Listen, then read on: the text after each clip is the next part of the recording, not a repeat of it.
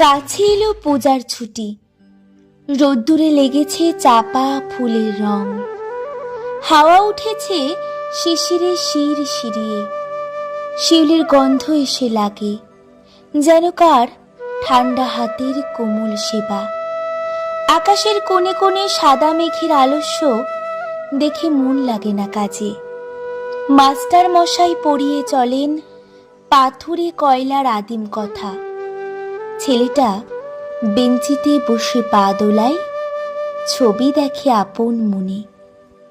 কমল দিঘির ফাটল ধরা ঘাট আর ভঞ্জদের পাঁচিল ঘেঁষা আতা গাছের ফলে ভরা ডাল।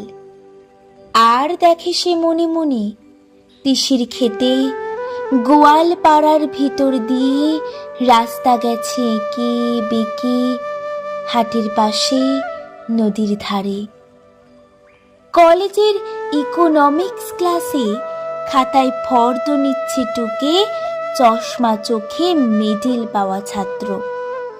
হালের লেখা কোন উপন্যাস কিনতে হবে, ধারে মিলবে কোন দোকানে।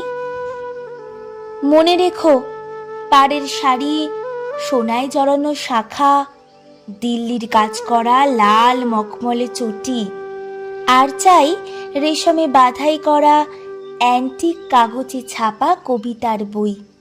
এখনো তার নাম মনে পড়ছে না। ভবানীপুরের তেতলা বাড়িতে আলাপ চলছে সরু মোটা গলায়।